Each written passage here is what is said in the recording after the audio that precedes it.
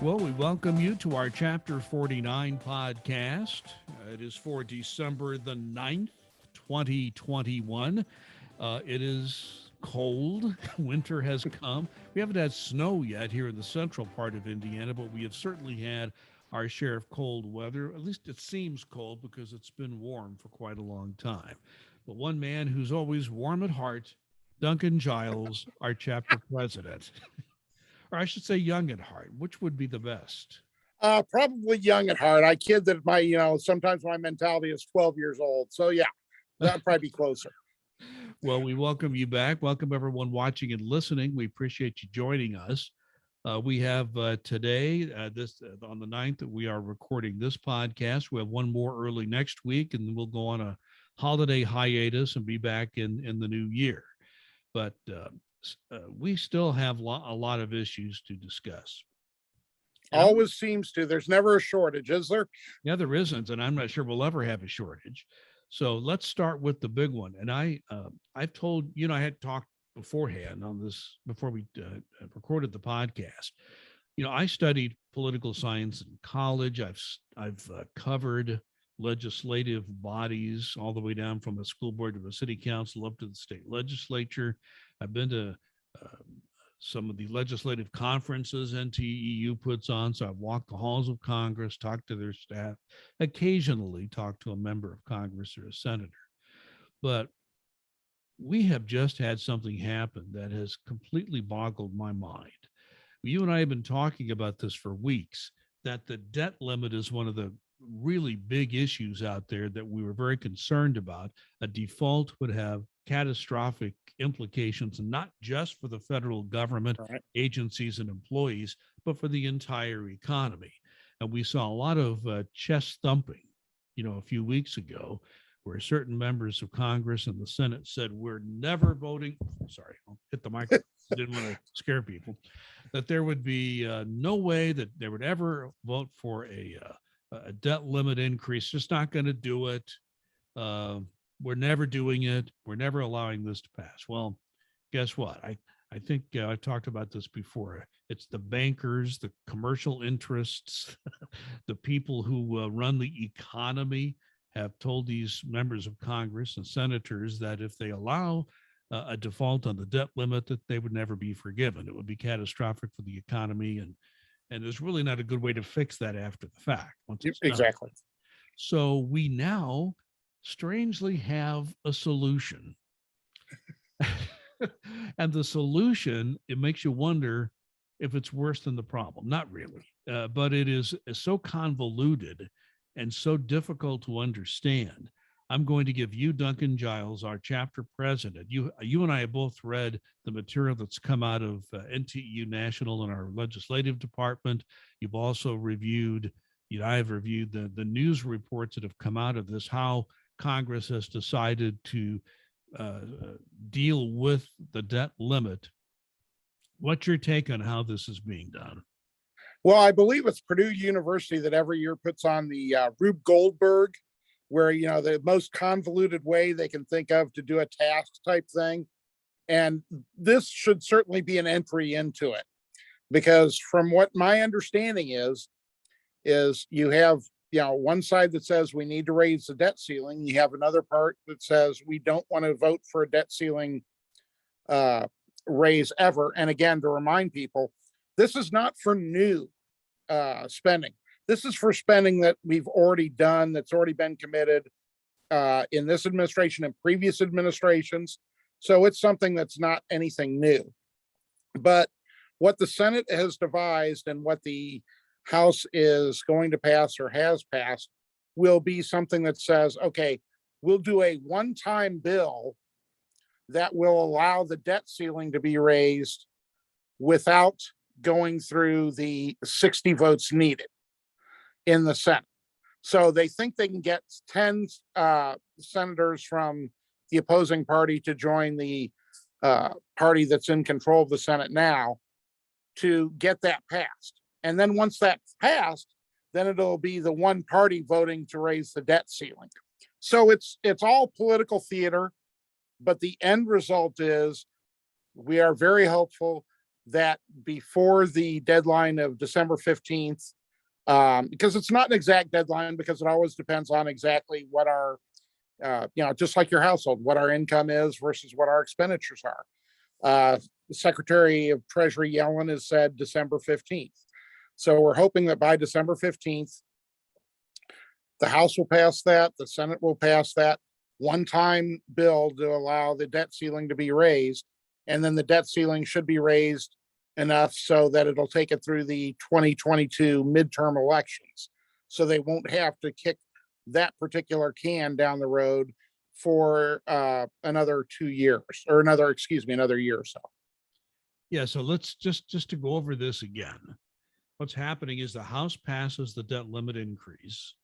The Senate then has what they call a cloture vote, which is, Congressism, if you will, or a Senateism, which means that, the cloture vote means, okay, we're going to give you 60 or more votes to cut off debate so you can have an actual vote, so that the people who say they're opposed to the debt limit increase can vote for that and then actually vote against the vote on the debt limit increase itself, and it will still somehow pass, and that will mollify everybody who's concerned about the debt limit. And the other thing is, this compromise only takes us, we think, through the next election cycle, and then we're right back at it again. Yeah, and it's like you and I have discussed, we're the only country that has this particular mechanism in place that was back from World War I for the spending for that. So it's very antiquated, and it's become a political football, an unnecessary political football, in my view, for the last several years by both parties. Yeah, and we've told the story about how people blame Republicans today, but Barack Obama, when he was a new member of the Senate, and there was a Republican president, I think the Republicans had control of at least one house of Congress, voted against a debt limit increase and later lived to regret it when he became president, and had to admit that was a bad idea at the time, but he did it, and it was still on his record. So it's a political football that has been used by both parties, and want to recognize that it depends on who's in charge and who's responsible as to how it's played. So I guess if there is good news, Duncan, the good news is the debt limit will not be a problem, at least for another year or two. Yeah, so hopefully we will get through that. Then that'll take us through the end of the year. Then the next thing will be the, actually getting our appropriations bills passed, so we can actually have real budgets instead of continuing resolutions that'll go through early February. Yeah, we're going to talk more about later in the podcast, but let's move to something else. I think it's great to have you here as our chapter president, because you are one of only 2 chapter leaders involved in the national agreement negotiations that went on for months. And we, as of October 1st, that new contract went into effect.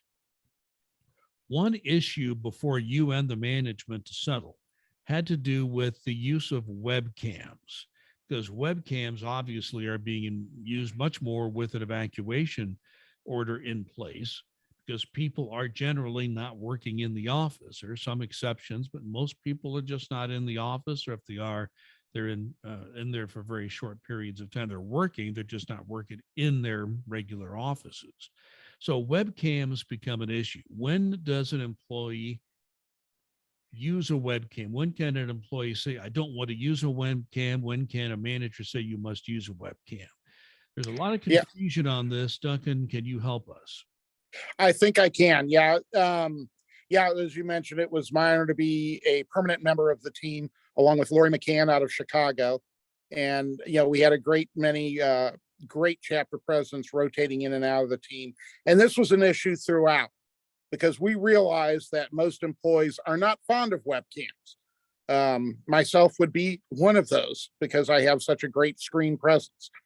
But it was one of those things where, when it came down to the end, the fact finder who was helping us in the mediation at that time, and was having the discussions, it's like, okay, you've got this expanded telework, you've got a lot of remote managers. It is natural to want to see, their employees. So basically that told us, okay, they're going to, he would come down on the side of, yes, you have to use webcams. So basically came to the agreement that if it was something that would be done in person, like a group meeting or sharing evaluative recordation or your evaluation, if a manager asks you to use a webcam because they want to see you when they're talking to you, they absolutely have that right. You can't sit there and put a piece of tape over it or something of that nature. Now, if it's going to be a town hall meeting where you're going to have 200 people, no, you don't need to have that, because that's just, to be honest with you, insane and a huge waste of bandwidth for the service.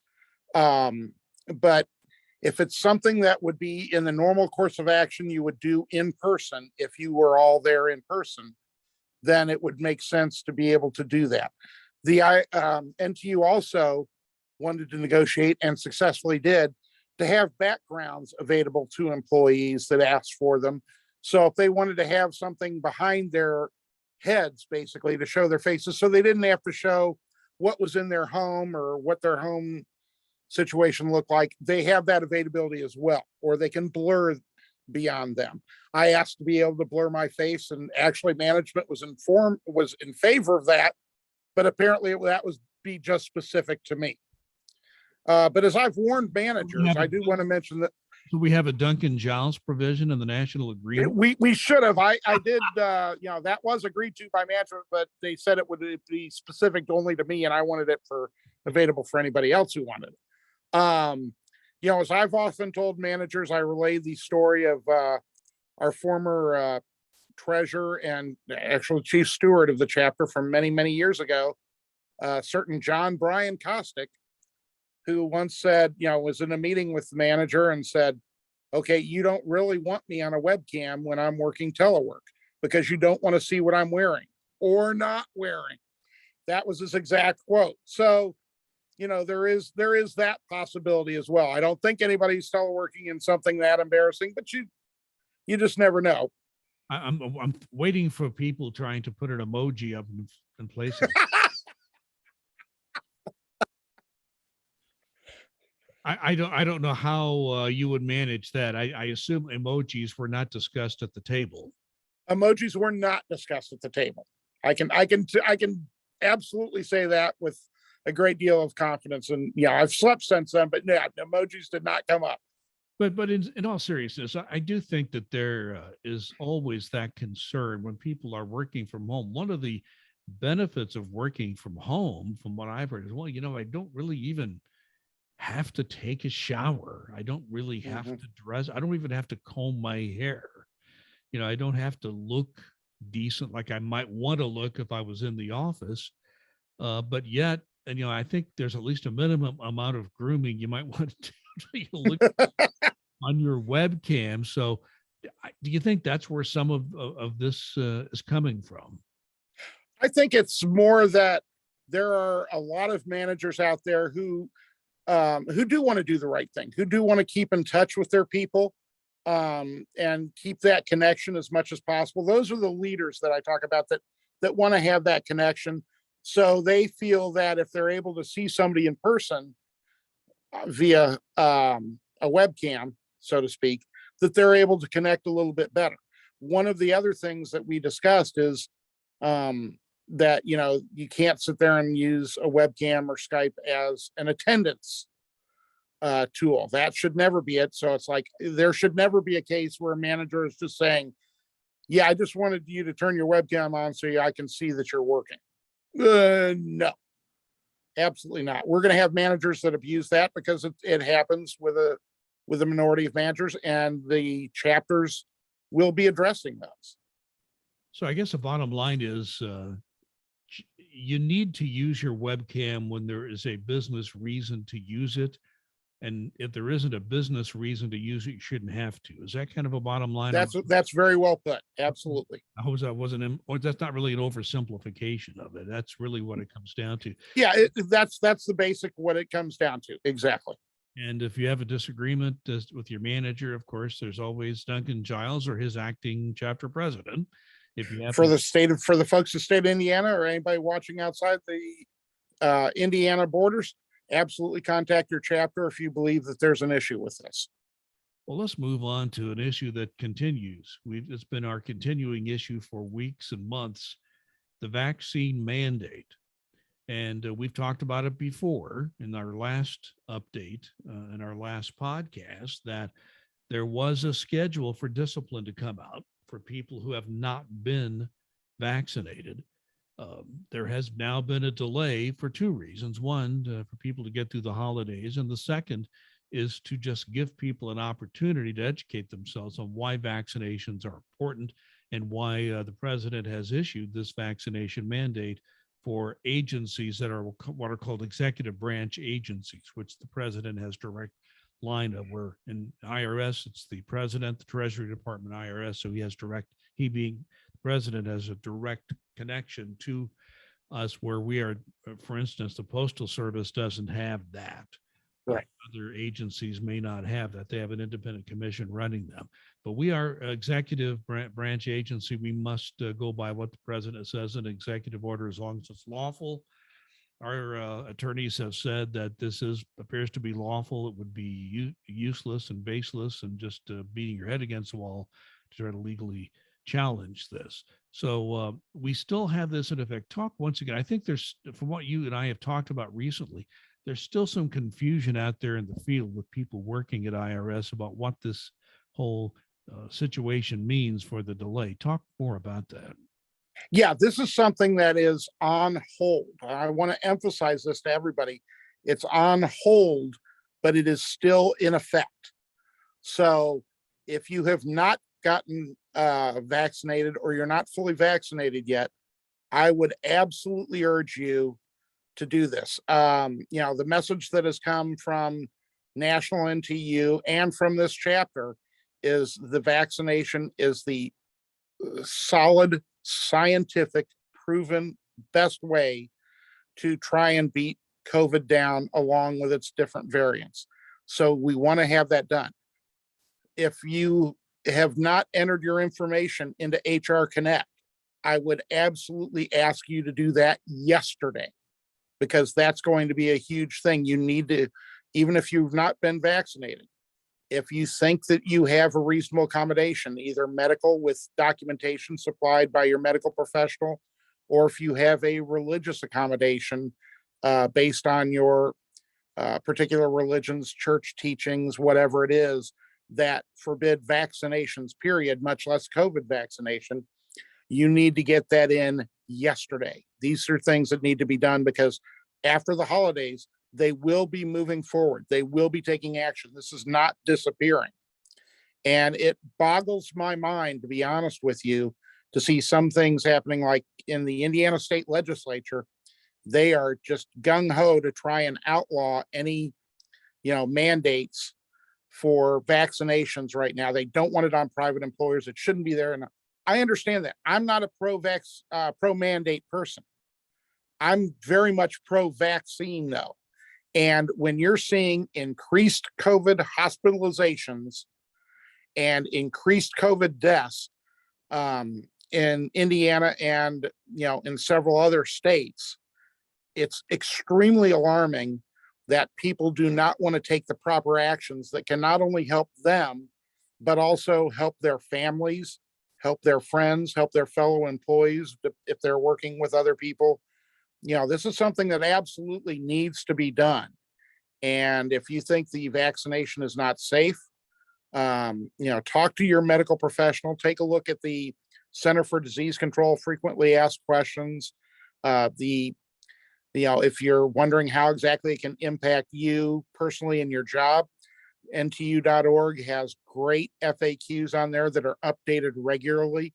So, make sure that you're getting the right information, the unbiased information, the scientific and factual information.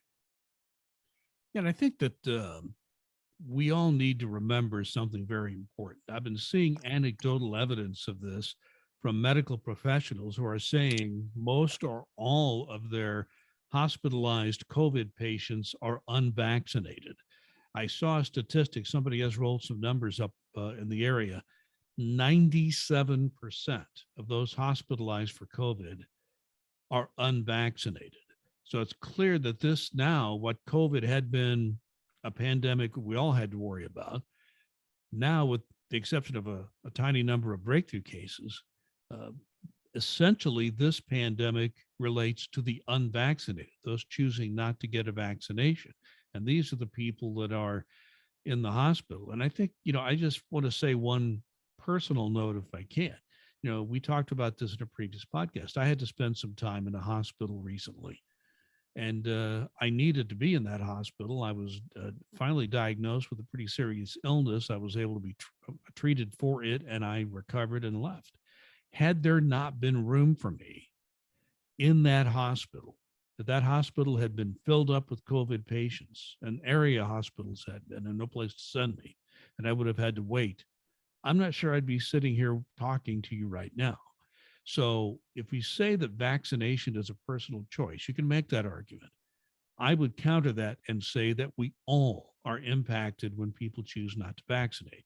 So the numbers we are seeing in Indiana, and as you said, people watch and listen throughout the country, there's a swath of northeastern states, Indiana, north and east of us, that are now making up more than 50% of all the COVID cases in the nation. So we're seeing in our general geographic area and to the east and north of us, a tremendous outbreak of COVID. And it's scary. We have a lot of people in the hospital, a lot of people who are sick, and most of them are unvaccinated. So Duncan, I think we all need to look at the fact that there are some local areas in this country that are seeing huge spikes in COVID cases. Yeah. And for IRS employees, you get time to get vaccinated. If you have bad side effects from that, you get time to do that. If you need to take family members to get vaccinated, you have time to do that. If you're going to get a booster, I'm going to be off tomorrow afternoon because I'm going to get my booster shot. So, you do have these time on the clock to get this taken care of, because that's one of the things that actually we negotiated this before the administration ever came up with it. If they decided they were going to need to do boosters, we wanted to make sure that employees got the time to do boosters and recovery time if needed. So the time is out there. The vaccinations do not cost you anything. Depending upon where you are in the United States, the vast majority of the US, they're readily available, the shots or the boosters. And like I said, I can't urge strongly enough. And your example is just a wonderful one of the tangential impact of people who don't get vaccinated. What could happen to somebody who's fully vaccinated, doesn't have an illness that deals with COVID, and could absolutely impact them, to your point where, like you said, with yours, you might not be here today because of that if it had not been treated.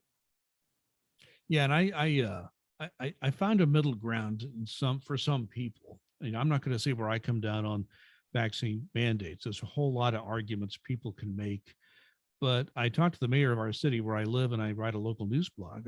Our mayor, I asked him about what's going on at the legislature, and his basic view was, look, let the businesses make their own decisions. Why should the state tell a business whether they should have a vaccine mandate or not?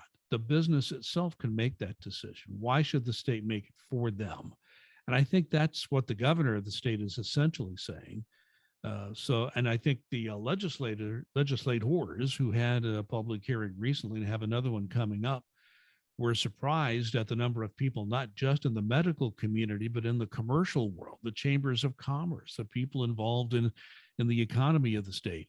We're telling the legislators, don't do this. Let us take care of it. We know what we need to do with our own businesses. So there is a kind of middle ground beginning to emerge here in terms of the private sector, but still with government, the president makes the decisions, and we do have a vaccine mandate in place for our agency. Any final thoughts on this before we move on? Yeah, I don't want to see anybody lose their job because of the mandate or leave the government before they're ready to because of the mandate. I understand that. But even more so, I don't want to see anybody else get sick, and especially don't want to see one more person lose their life to this, because it's absolutely controllable, and we had it under control before the variant started, before Delta started, which is still the prevalent by far of any of the variants that are causing these hospitalizations and deaths. And to, you know, for the sake of everyone, please, please, please get vaccinated. And Omicron's getting all the attention of the media, but yet that's still being studied. It's Delta that is causing Yep. The spike we're seeing today, because it is so much more communicable. The first wave was pretty bad. This was worse. And so it's all your decision, but I want everyone to take all the information we've given you into consideration, and also all the information and recommendations, the real experts who studied this all their lives and are experts in communicable diseases. Pay attention to them. I see your laugh. The real experts. I love that qualifier. Exactly.